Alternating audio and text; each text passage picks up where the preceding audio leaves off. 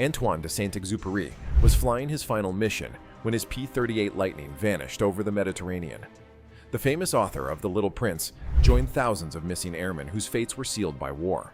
Wreckage found in 2004 seemed to confirm the obvious. Then Sahara farmers digging wells struck metal 12 feet underground. What they unearthed was impossible.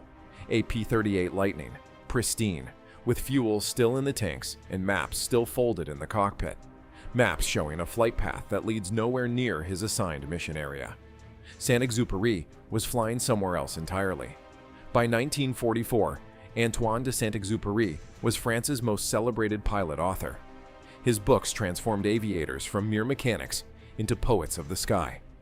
The Little Prince, Wind, Sand and Stars, and Night Flight had captured the romance of flight like no other works before them.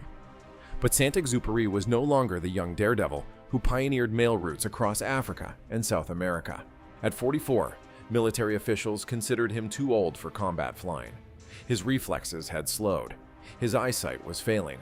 Colleagues described a man consumed by melancholy, obsessed with France's occupation, and increasingly reckless. He had crashed multiple aircraft during training. His commanding officers wanted him grounded, yet somehow he remained on active duty. On July 31, 1944, Saint-Exupéry departed Borgo Airfield in Corsica aboard P-38 Lightning, number 4-2-68223. His assignment seemed straightforward: photographic reconnaissance over the Rhone Valley to monitor German troop movements. The mission was expected to take 5 hours. His aircraft carried cameras, not weapons. Ground crew later reported something unusual about his demeanor that morning. He seemed unusually focused, almost secretive. At 8:45 a.m., the P-38 lifted off from Corsica and headed northeast toward the French coast. Radio contact remained normal for the first hour. His last transmission came at 9:47 a.m., reporting clear skies and confirming he was on course. After that, radio silence, standard procedure during reconnaissance to avoid detection.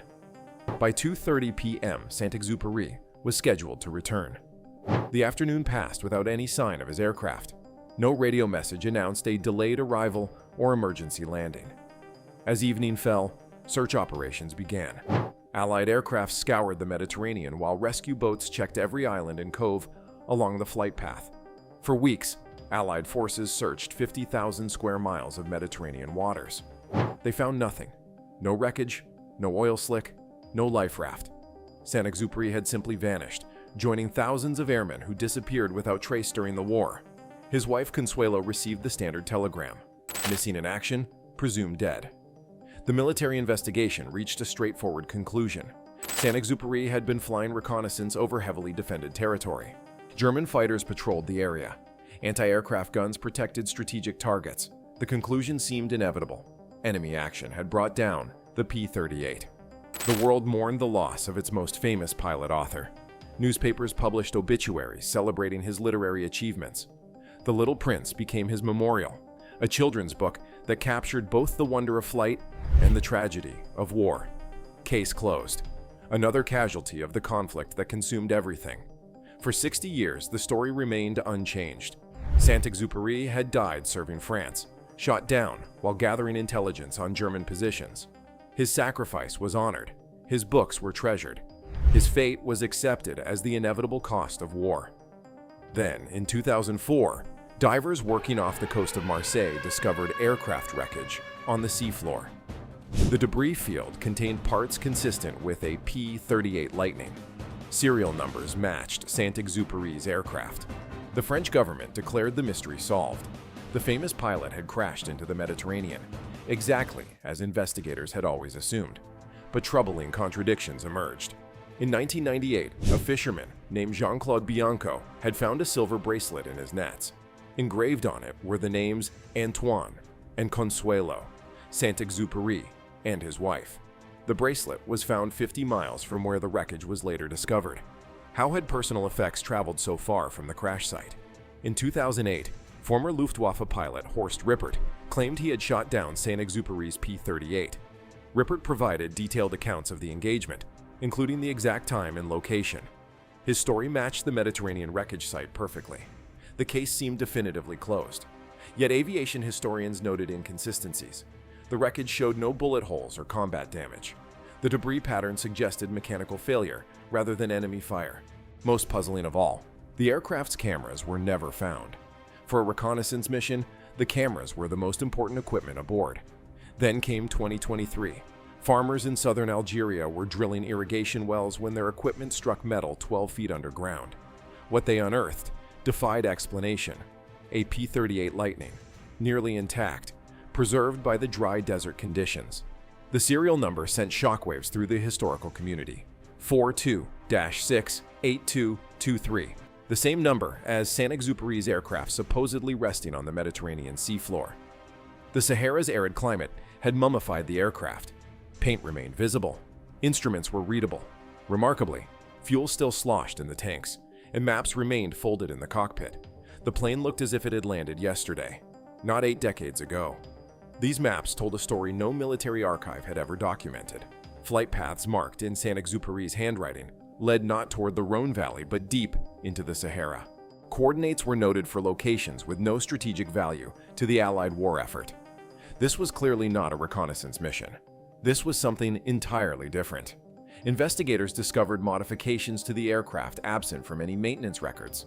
The camera bay had been reconfigured to carry cargo instead of photographic equipment. Weight distribution calculations suggested the plane had been carrying approximately 200 pounds of unknown material when it crashed. Analysis of the maps and cargo modifications revealed Saint-Exupéry's true purpose. He wasn't flying reconnaissance for the Allies. He was attempting to reach Free French forces operating in North Africa, carrying intelligence documents that could have changed the course of the war in the Mediterranean theater. Weather records from July 31, 1944, showed unexpected sandstorms across the Sahara. Saint-Exupéry, flying without radio contact to maintain secrecy, became disoriented in the storm. His fuel ran out before he could reach his destination. The emergency landing in the desert was successful, but rescue never came. The wreckage found in 2004 belonged to a different P-38 Lightning that had crashed months earlier. Serial numbers had been misread or deliberately altered to close an embarrassing case. The French government had wanted closure for Saint-Exupéry's disappearance, and the Mediterranean wreckage provided it. Recently declassified archives suggest Saint-Exupéry's secret mission was known to Allied intelligence, but never officially acknowledged. His unauthorized flight violated military protocol. Admitting the truth would have revealed security breaches and intelligence failures that could have compromised ongoing operations. Saint-Exupéry's surviving relatives had always questioned the official story. His wife Consuelo insisted he was too experienced to be shot down during a routine mission. The Sahara discovery vindicated decades of doubt. The revelation recontextualizes his final writings. Letters to friends before his last flight contain cryptic references to important work and serving France in ways that cannot be spoken.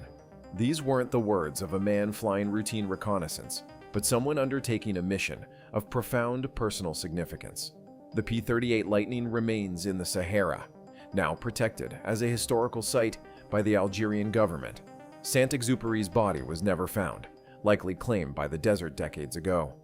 But his aircraft, preserved by sand and time, finally tells the story he could never reveal. The author of The Little Prince died not as a reconnaissance pilot, but as a secret agent, carrying intelligence that might have changed history. The mystery of Antoine de Saint-Exupéry was never really a mystery. The answer existed from the beginning, buried in desert sand, waiting for farmers to dig deep enough to find it. For 80 years, the world mourned a pilot shot down over the Mediterranean. The truth is more extraordinary. He died serving France in ways that official history could never acknowledge.